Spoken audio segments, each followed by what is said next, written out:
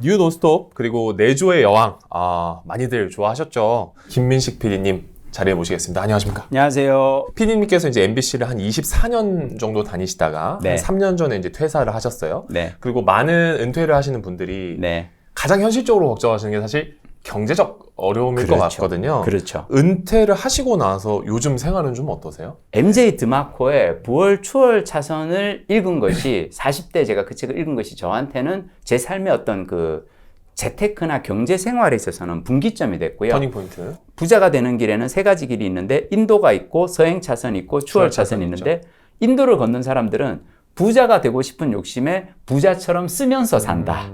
그러니까 남들 눈에 부자인 것처럼 보이기 위해서 부자들이 무슨 차 타고 다니나, 부자들은 무슨 옷 입고 다니나, 부자들은 어떤 소비를 하나, 그걸 하고 다니는데 이렇게 해서는 죽었다 깨어나도 부자가 되는 수는 없다. 그 다음에 이제 서행 차선이잖아요. 서행 차선이 제가 사실은 평생 제일 많이 해온 건데 뭐냐면 버는 것보다 쓰는 게 적으면 되는 거죠. 꾸준히. 근데 다만 MJ 드마코가 저자가 얘기하는 건 이렇게 하면 부자가 되긴 되는데 나이 7, 80에 된다. 너무 늦다. 나이 80에 당신이 부자가 된들 그 돈 가지고 어디 뭐 세계 일주를 가겠냐. 힘도 없는데. 취미생활을 뭘 하겠냐. 골프를 치겠냐. 빨리 부자가 되라. 자, 그러면 이 추월 차선인데요. 자, 서행 차선을 달리던 사람이 추월 차선으로 가려고 하면요. 뭘 해야 되냐면 엑셀부터 밟아야 됩니다. 자, 서행 차선을 달리는 그 속도대로 가면서 그대로 추월 차선으로 가잖아요. 뒤에서 오는 차가 사고 나죠. 자, 어떻게 되면 서행 차선을 달릴 때는 엑셀부터 밟고 속도가 올라가면 그 다음으로 이쪽으로 추월 차선으로 차선을 바꿔야 되거든요. 이 엑셀을 밟는 행위가 저는 자기 개발이라고 생각해요. 이게 돈을 더 버는 게 아니에요. 이미 서행 차선을 달릴 때는 최선을 다해서 돈을 벌고 또 모으고 있는 거예요. 저는 그 책에서 제가 포인트라고 생각했던 거는 유명해져라는 얘기였어요. 당신이 유명해지면 당신은 무엇이든 팔 수 있다라는 얘기였었거든요. 내가 유명해질 수 있는 방법은 뭘까를 생각하다가 저는 글을 써야겠다고 생각했어요. 온라인에 블로그에 나의 이야기를 글을 써서 사람들이 그 글을 더 많이 읽으면 많이 읽을수록 유명해지고 유명해지면 뭔가 나 자신이 브랜드가 되어서 그것이 책이 되었건 강연이 되었건 뭔가 팔 수 있다는 거죠. 자, 그래서 저는 엑셀을 열심히 밟기 시작한 게 제가 밟은 엑셀은 매일 아침 블로그에 글을 올리는 거였어요. 방방방방 계속 하는데 자, 엑셀 밟는다고 바로 이렇게 속도가 나진 않아요. 아니죠. 차 자체가 워낙 이제 한 몇십 년째 후진차를 보다 보니까. 근데 이게 계속 조금씩 하다 보니까 어느 순간 갑자기 차에 가속이 붙더니 방 나가는 게 그게 이제 블로그 매일 글 쓰고 매일 아침 블로그에 업로드하고 한 7년쯤 됐을 때 출판사에서 영어책 한 권 외워봤니? 책 출판에 제안을 받고 그걸 내고 인세로 2억 2천만 원이 들어온 거예요. 자, 인세로 책 한 권을 썼는데 2억 2천만 원이 딱 들어온 순간 그때 딱 깨달은 게 이제 나는 추월 차선으로 갈아탔구나. 왕 거기로 달렸죠. 신나게 달리고 있었어요. 그러니까 진짜 회사에서 MBC PD로 일을 하면서 저자로 뛰면서 강연 다니면서 신문에 칼럼 쓰면서 막 여러 가지 일을 하다가 갑자기 너무 과속을 하다가 제가 사고를 한번 친 거죠. 내가 잘못했어요. 자, 이럴 때 딱 해야 되는 생각은 뭐냐면 오케이. 자, 그러면 그때 내가 한번 생각해 봤어요. 어디까지 왔나? 분명 저는 추월 차선으로 몇 년째 왕 달려왔거든요. 어라? 나 결승선 이미 통과했네? 이미 나는 결승선을 통과했는데 계속 달리고 있었네? 그러면 잠깐만. 차 이제 세우고 저쪽으로 인도 옆에 저기 주차장 쪽으로 차를 몰고 들어가자 해서 저는 퇴사를 한 거예요. 자, 중요한 건 뭐냐면 MJ 드마코의 그 부의 추월 차선을 읽고 자, 내 삶에서 급여 외 소득을 무엇을 올릴 것인가를 고민을 하고 그걸 당신 삶에서 적용할 수 있는 걸 찾아보라는 거였고 했었고 52에 읽어서 저에게 도움을 받은 책은 얼마나 있어야 충분한가라는 책이었어요. 이게 로버트 스키델스키라고 하는 이제 영국의 경제 철학자가 쓴 책인데 How much is enough? 얼마나 있어야 충분한가? 당신 인생에서 행복한 삶을 살기 위해서 돈은 얼마나 필요한가? 네, 많은 사람들이 여기에 대해서 그릇된 정보를 가지고 있어요. 비교를 잘못해요. 뭘 하기 위해서는 이 정도를 가져야 되고 뭐가 얼마가 돼야 되고 주식에 그러니까 뭐 건물에서 뭐가 나와. 이게 잘못된 건데 제가 그 책을 읽고 깨달은 건 뭐냐면 우리는 이미 1970년대, 80년대, 90년대 세계 경제 성장을 통해서 먹고 사는 데는 지장이 없을 만큼의 그거예요. 솔직하게 얘기합시다. 지금 우리가 쓰는 돈은요. 비교 소비예요. 내가 더 이상 절실하게 필요한 거를 사지 않아요. 이미 절실하게 내 삶에 필요한 건 다 가지고 있어요. 그래서 요즘 마케팅의 핵심은 뭐냐면 당신한테 이거 없는데 이거 당신 몰랐지? 당신 이거 있으면 진짜 좋아. 남들은 이거 다, 요즘 부자들은 다 이거 쓰는데 당신만 없어. 라고 하는 것들이에요. 그러니까 이런 그 착시만 벗어나면 저는 그때 그냥 가만히 생각해 보니까 난 이미 결승선을 통과했는데 계속 추월차선으로 달릴 이유는 없는 거죠. 이제는 저는 사실 제가 지금 인도를 걷고 있다고 생각해요. 자, 근데 여기서 제가 걷는 인도는 달라요. 다른 인도죠. 부자가 되기 위해서 걷는 인도는 사람들이 옆에 차가 달리는데 나는 저기 차는 못 타겠고 달려서 가는데 저는 이제는 산책로에서 야, 여기 꽃이 폈네. 가끔씩 돌아가기도 해요. 저 뒤쪽으로 가서 야, 여기 이런 동네도 있었네. 저는 40대 때는요. 부의 추월 차선 한번 밟아 보셨으면 좋겠어요. 왕 하고 달릴 때 그 어떤 무엇보다 보람이 있고요. 성취감이 쾌감이 있어요. 그리고 그건 자신감을 심어줍니다. 전 지금도 마찬가지예요. 살다가 만약 뭔가 큰일이 생기면 다시 부의 추월 차선 꺼내서 읽고요. 지금 이 순간 내가 그러면 다시 추월 차선으로 옮겨 타기 위해서 뭘 해야 될까? 고민하고 아마 그쪽으로 달릴 것 같아요. 근데 50이 넘어서 제가 했던 건 얼마나 있어야 충분한가? 도대체 언제까지 나를 끊임없이 자기 개발해야 돼? 영어 공부해야 돼? 글 써야 돼? 이걸 언제까지 할 것인가? 그걸 한번 생각해 보셨으면 좋겠습니다. 그러니까 이제 인도에서 시작을 해서 서행차선, 추월차선까지 갔다면 그렇죠. 잠깐 멈춰서 내가 인도로 돌아갈 수 있나를 판단하는데 그 판단 기준은 네. 여유 있게 주변을 돌아볼 수 있는 정도의 여유인가? 야, 정리 잘하시네. 네. 역시 그죠? 세중님 좋다. 예. 그 그래요. 정도면 맞아요. 인도로 나가도 된다. 그렇죠. 그게 바로 얼마나 그렇죠. 있어야 충분한가의 기준이다. 그렇죠. 이렇게 그렇죠. 정리하면 될까요? 그래서 세중님, 제가 사실은 사람들께 드리고 싶은 얘기는 뭐냐면 결승선을 미리 정해뒀으면 좋겠어요. 이걸 안 정하고 달리잖아요. 그러면 되게 불행한 삶이에요. 그러네요. 되게 불행한 삶이에요. 만족할 수 없는 삶. 만족할 수 없는 삶. 계속 가야 되니까. 예. 네. 그러니까 제가 이제 그 드라마 작가교육원에서 이제 강의도 하고 그러거든요. 그러면 작가 지망생 분들이 하시는 얘기가 있어요. PD님, 저는 드라마 작가 준비하면서 사는 게 너무 힘든 게요.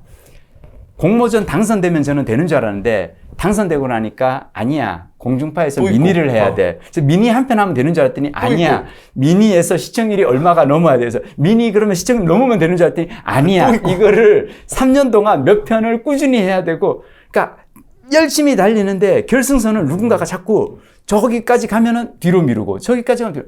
저는 우리가 재테크 할 때 똑같은 함정에 빠진다고 생각해요. 이 정도 되면 되지 않을까라고 생각했는데 사실은 더 멀어지고. 왜 그러냐면 제가 생각할 때 사람들이 제가 이제 급여의 50%를 저축했다는 사람들이 그게 어떻게 가능해? 라고 얘기를 하거든요. 저의 기준은 되게 심플해요. 저는 대학교 다닐 때 내 삶의 모든 걸 맞춰요. 대학교 다닐 때 세중님 우리 그렇게 많이 안 쓰잖아요. 많이 안 쓰죠. 그리고 안 쓰고도 그때의 기준은 뭐냐면 친구 만나서 한 3만 원짜리 뭐 이렇게 내가 밥 한 번 사고 술 한 번 사면은 부자 같잖아요. 근데 우리가 직장에 들어가면은 거기에 맞춰서 기준이 올라가고요. 따로 또 나쁜 거 있어요. 법카예요. 법카 진짜 나빠요. 저 법카의 중독에서 여러분이 벗어나셔야 한다고 생각하는데 법카를 받는 순간 내 평소 소비보다 올라가요. 그죠. 그리고 죄책감 없이 극습니다. 내 돈이 아니니까. 그리고 네. 근데 문제는 거기에 중독된 삶을 이렇게 조금씩 소비 수준을 맞추다 보면은 그 모든 것이 사라지는 순간 은퇴하고 나서. 괴로워집니다. 네. 수입이 올라갈 때 거기에 맞춰서 절대 지출을 올리지 마세요. 이게 제일 중요해요. 수입이 올라가면 올라간 만큼을 저축을 하세요. 지출 수준은 생활 수준은 그 전에 맞춰 놓는 거예요. 그렇게 살아도 아무 문제 없거든요. 퇴직하실 때요. 생각하셔야 될 건 뭐냐면 일단 고정 수입이 사라질 때는 지출을 관리해야 되고요. 지출을 관리하는 가장 좋은 방법이 가계부를 쓰는 습관이거든요. 저는 진짜 빼곡하게 제가 다 적어놨어요. 매일매일 보면은 막 김밥, 버거 보이시죠, 그죠? 버스, 뭐 전철 다 적혀. 이거를 1년간 제가 하고 나서 자신감이 빡 생긴 거예요. 나의 노후는 이제 걱정이 없다.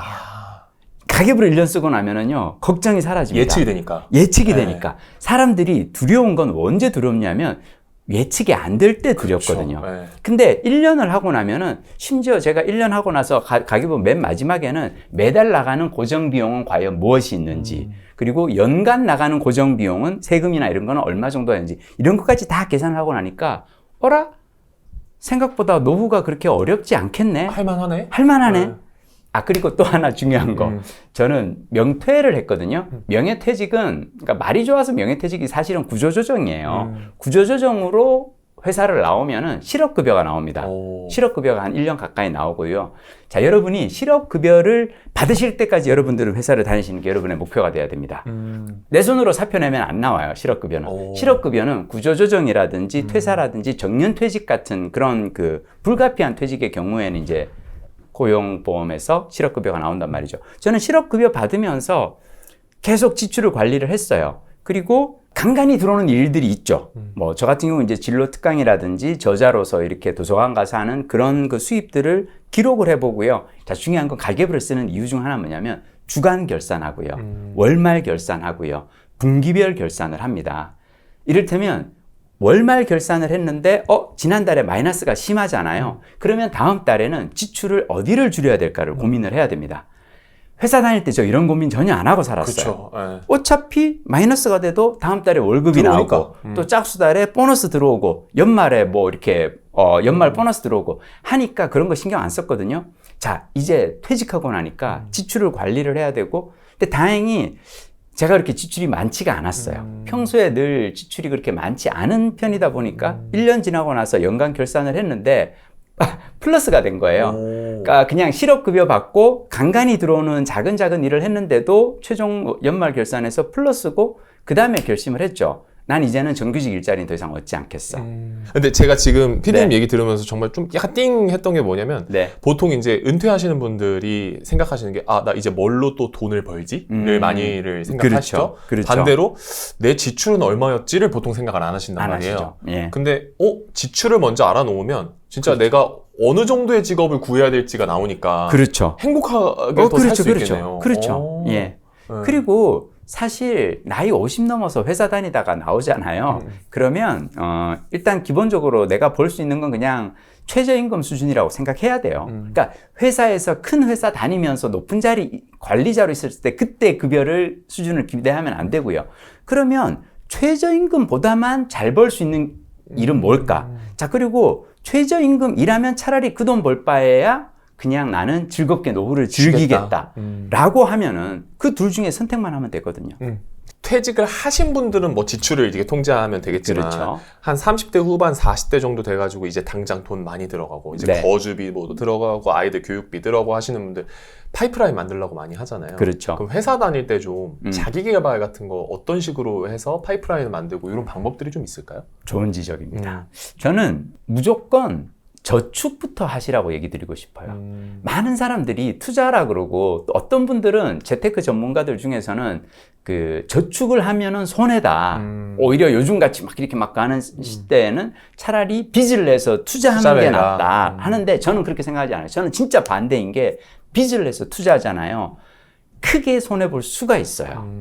그리고 많은 분들이 내가 얼마 정도의 이 쌈짓돈, 종잣돈을 마련하고 난 다음에 그거 가지고 투자를 해서 투자의 수익률이 얼마 정도 되는지를 항상 고민하시는데, 투자 수익률 중요하지 않아요.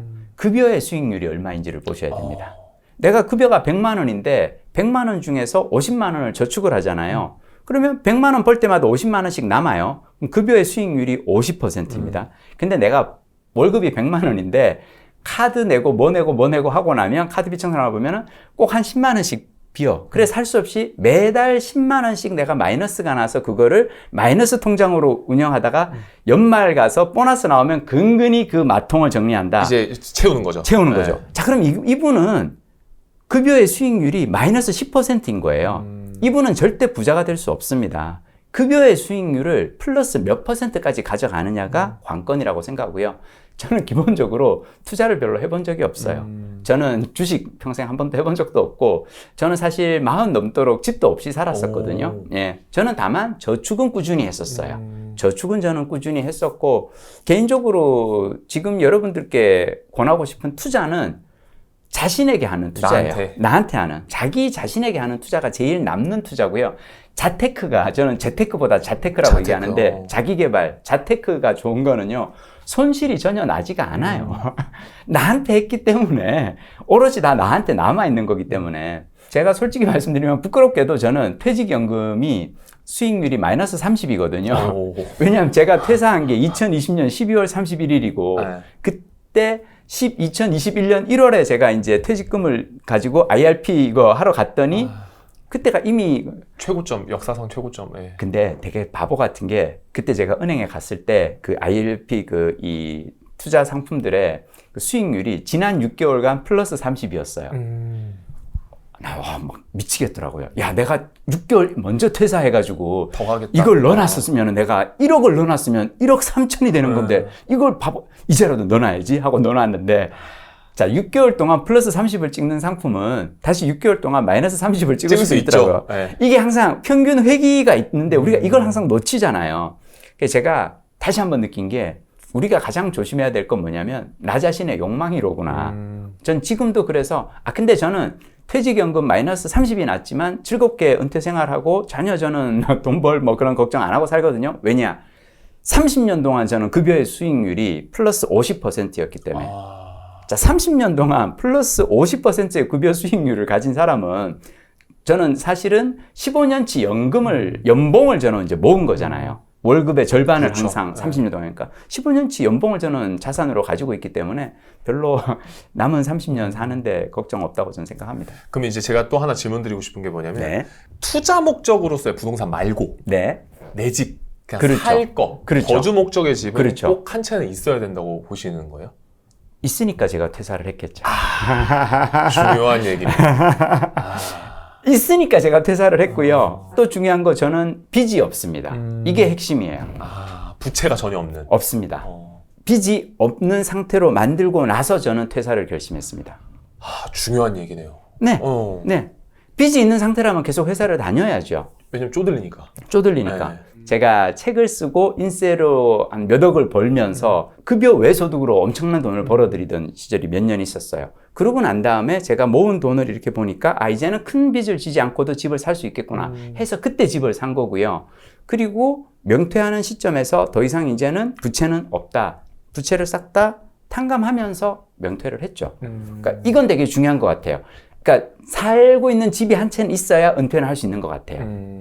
결국에는 아까 이제 욕망에 사로잡히지 말라라는 네. 얘기와 동일한 것 같은 게 내가 은퇴를 얼마나 앞두지 않았는데 네. 뭔가 욕심이 나서 내 분수보다 더 비싼 집을 부채를 주고 살 바에 그렇죠. 그냥 딱 돈 맞춰가지고 사서 그렇죠. 마음 편안하게 은퇴 생활을 그렇죠. 즐기자 이게 낫다는 그렇죠. 말씀이신 거죠? 그리고 빚을 저도 괜찮아요. 네. 다만 내가 앞으로 한 3년에서 만약 5년 정도 회사를 다닌다면 그 3년에서 5년 동안 충분히 갚을 수 있는 있을 수준. 정도. 그러니까 저는 그걸 계산이 가능한 게 매월 월급에서 절반 이상을 저는 저축을 했기 때문에 집을 사는 시점에서 앞으로 3년에서 5년 정도 똑같은 정도의 그 저축을 하면은 빚을 다 갚을 수 있다고 생각해서 샀거든요. 근데 만약 이것보다 더 큰 금액을 무리를 해서 욕심을 내서 사는 거는 저는 반대예요. 반대. 피디님께서 50대 이후에 경제적인 어려움 말고 또 은퇴하고 나서 어려움을 겪으신 게 있다고 그렇죠. 했는데 예. 그 얘기를 좀 듣고 싶어요.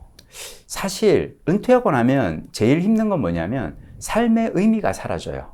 그러니까 그래도 내가 매일매일 회사에 나가서 상사가 지시한 업무를 하고 사람들을 만나고 그럴 때 내가 뭔가를 세상에 기여하는 것 같은데 은퇴하고 나면 내가 뭔가 세상에서 나의 자리가 사라진 것 같고 자아 실현할 수 있는 기회가 사라진 것 소위 말해서 같거든요. 정체성이 없어지는 거죠. 그렇죠. 네. 이게 되게 사람을 힘들게 하는데 저는 적어도 1년 이 실업급여가 나오는 동안만큼은 나를 다시 찾아보는 시간이라고 생각하고 조금 여유 있게 살아보셨으면 좋겠어요. 평생 동안 우리가 하는 게 아마 3가지 활동인 것 같아요. 공부, 일, 놀이. 자, 평균 수명 60이 된 시절에는 이게 인생 주기별로 달라집니다. 10대, 20대 때는 공부만 하고요. 30대, 40대 때 일만 하고요. 50 넘어서 조금 이렇게 여가를 누리다가 돌아가셨죠. 이게 평균 수명 60일 때 얘기예요. 자, 평균 수명 100이던 때는요. 이렇게 살면 안 돼요. 그러니까 뭐냐면 어쩌면 요즘 아이들이 10대, 20대가 힘든 거는 공부만 해서 힘들고요. 30대, 40대가 힘든 거는 일만 해서 힘들고요. 50, 60이 외롭고 괴로운 거는 그냥 여가만 누리다 보니까 삶의 의미가 사라지는 것처럼 느껴지는 거거든요. 저는 하루의 삶에도 이게 순환을 했으면 좋겠어요. 자, 50 넘어서 여러분이 퇴직하고 나서 제가 여러분들께 꼭 보내드리고 싶은 건 뭐냐면 하루의 삶 안에서도 일과 공부와 놀이가 세 가지가 순환했으면 좋겠어요. 공존하는 삶. 공존하는 삶. 그러면 100세 시대에 7, 80에도 일할 수 있고요. 5, 60에도 공부할 수 있고요. 충분히 갈 수 있어요. 행복한 노후를 위해서 여러분이 딱 가져야 될 건 세 가지입니다. 첫째, 큰 돈 들이지 않고 꾸준한 즐거움을 주는 놀이. 저한테는 탁구가 그래요. 동네 문화센터에서 하거든요. 지금은 매월 35,000원을 내는데 이거 65세 지나면은 17,500원이면 한 달 내내 일주일에 3번씩 1시간씩 가서 칠 수 있는 운동이고요. 두 번째 뭐냐면 만나면 나를 초라하게 만들지 않는 친구가 필요해요. 친구. 이거 되게 중요해요. 은근히 나를 만날 때마다 내가 초라해지게 느껴지게 하는 그런 친구들이 있어요. 그러니까 뭐냐면 솔직하게 얘기할게요. 제 주위에 되게 잘 나가는 친구 있어요. 뭐 부자고 뭐 돈 잘 벌고 사업 잘 되고. 이 친구를 만나잖아요. 꼭 이 친구는 비싼 와인바에 가서 하루 저녁 술자리에 한 30만 원 정도 나온 데를 갑니다. 그럼 제가 그래요. 저는 한 달 용돈이 50만 원, 60만 원인데 제가 오케이 오늘은 네가 샀어. 다음에 내가 살 때는 저기 우리 호프집 가자. 가서 치킨에다가 우리 맥주, 나 치맥 좋아해. 그러면서 이제 먹잖아요. 그럼 꼭 그 녀석이 오케이 근데 나는 맥주로는 입가심이 제대로 안 되는 것 같아. 이 차는 와인바 가자. 그리고 자기가 사요. 근데 물론 돈이 많으니까 사겠죠. 자 근데 이게 계속 이어지다 보면 난 내가 초라해지잖아요. 이것도 지속 가능하지 않네요. 지속하지 않아요. 중요한 거예요. 지속 가능하지 않아요. 그래서 저는 만나서 나를 초라하게 만들지 않는 친구가 있는 게 저는 되게 중요해요. 노후에. 그리고 기왕이면 배울 점이 있는 친구가 있으면 더 좋아요. 그 친구를 만나고 나면 왠지 뭔가 배울 점이 있어. 제가 생각하는 배울 점은 이거예요. 그 친구를 만나면 내가 모르던 세상의 재미를 알 수가 있어. 얘가 요즘 뭘 했는데 이게 너무 재밌어. 탁구를 쳤는데 너무 재밌어. 줌바했는데 너무 재밌어. 이런 걸 알려주는 친구를 저는 좋아하고요. 세 번째로는 큰 돈을 벌지 않더라도 꾸준히 할 수 있는 보람 있는 일이 있었으면 좋겠어요. 저 같은 경우는 그게 중고등학교 진로 특강 다니는 일이에요. 큰 돈 되진 않아요. 다만 저는 이게 가면 보람이 있어요. 그쵸. 그 친구들이 정말 궁금해하는 것을 저는 이야기해 줄 수 있다고 생각하고요. 아 그리고 제가 노후에는 큰 돈을 욕심내지 말라고 제가 얘기하는 게 큰 돈 버는 일 내가 하고 싶잖아요. 그거는 30, 40대들이 다 그 시장에 치고 들어옵니다. 이미. 예. 아니 그리고 곧 치고 들어와요. 내가 만약 어떤 시장에 가서 강연 시장에서 내가 막 그래서 엄청 번다고 소문 나봐요. 다 거기로 들어오려고 할 거예요. 저는 많이 안 버는 쪽으로 가야지 30, 40대들이 길을 쓰고 거기로 안 들어올 거라고 생각해요. 에휴 저건 그냥 은퇴하고 할 일 없는 노인네 그냥 하라 그래 하고 놔둘 거라고 생각해요. 제가 질문 드리려고 했던 게 50대 후에 하지 말아야 될 거거든요. 아, 예. 그러면 네. 하지 말아야 될 건 큰 돈이 드는 지속 불가능한 취미. 그리고 나를 좀 초라하게 만들고 배울 점도 없는 친구. 아, 정리 좋다. 그리고 보람도 없고 돈도 많이 못 버는 일. 야. 이렇게 정리하면 되겠네요. 정확해요. 50대 이후에는 그거 하면 안 돼요. 하면 안 돼요. 왜냐하면 특히 세 번째가 중요한데요. 그런 일은요. 30대, 40대 우리 충분히 하잖아요. 자, 30대, 40대 우리가 그 일을 해요. 왜냐? 내가 가장이야. 그리고 나는 이거 할 때마다 초라하고 부장한테 나는 막 갑질당하고 하는데 내가 자존심이 상해도 나는 참고 해. 먹여 살려야 되니까. 애들 어리잖아요. 근데 내가 50이 넘어가면 적어도 자녀가 이제 20살 넘어가잖아요. 지 학가리면 지가 하겠죠. 그럼요. 아니, 그리고 20살 넘은 자녀를 위해서 내가 뭔가 더 벌어야겠다. 라고 욕심내지 말고요. 내가 20살 넘은 자녀들을 위해서 내가 할 수 있는 최고의 그건 뭔지 알아요? 노동시장에서 내가 빠지는 거예요. 제가 MBC에서 일을 할 때 PD로 나이 50에 관리자, 부장으로 일을 한다면 회사에서 최소한 저한테 1년에 1억 이상은 돈이 경비가 들겠죠. 저 나가면은 그 돈 가지고 20대 쌩쌩한 친구들 2명, 3명 고용할 수 있어요. 자, 우리는 이제는 20, 30대하고 일자리에서 경쟁하지 말자고요. 쿨하게 넘겨주고 우리는 내가 즐거운 일을 하면서 살았으면 좋겠어요. 50 넘어서 우리가 하지 말아야 될 것은 뭐냐면 내 삶에 일어난 어떤 그 불행한 사고에 대해서 다른 사람 남 탓하지 않았으면 좋겠어요. 10살 때나 20살, 10대, 20대 때는요. 내 인생이 힘들어, 불행해. 이거는 선생님 탓이야. 엄마 탓이야. 라고 얘기할 수 있어요. 10대, 20대는 그 어린 시절에 많은 영향을 준 어른들이 있었을 거예요. 50 넘어가잖아요. 내 인생이 불행하잖아요. 누구 탓이겠어요? 50년을 살아왔는데 누구 탓이겠냐고요. 내가 어떤 상사가 아무리 내 인생에 많은 영향을 줘도 아침부터 저녁까지 24시간을 50년 동안 살아온 사람이 있는데 딱 한 사람이. 네. 자, 그러면 은퇴 후에 여러분이 절대 하지 말아야 될 건 뭐냐면 제발 모든 것을 상처라고 이야기하지 말자.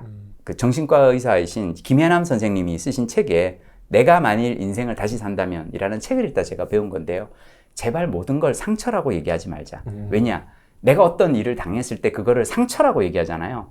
너가 그때 그 얘기 해가지고, 특히 이제 은퇴한 분들 그런 거 많아요. 동창회 나갔다가, 야, 그때 걔가 무슨 얘기해서 나 상처받았어. 뭐 이렇게 했다가, 야, 누가 그때 동네에서 누가 뭐 얘기했는데 나 그것 때문에 상처받았어. 상처받았다고 얘기하는 거는요, 상처를 입은 내가 피해자가 되고요, 상처를 준 그 사람을 가해자로 만드는 겁니다. 자, 그러면 내 주위에 이런 사람들이 늘어나면은요, 나는 세상 사람들을 가해자로 보고 있는 거고요, 나만 혼자 피해자인 거예요. 저 이거요, 10대 어린이들도 그렇게 살면 안 되거든요. 50대는 더더욱 그렇게 살아서는 안 된다고 생각해요. 모든 것을 상처라고 제발 말하지 말자. 마지막으로 제가 들려드리고 싶은 얘기입니다.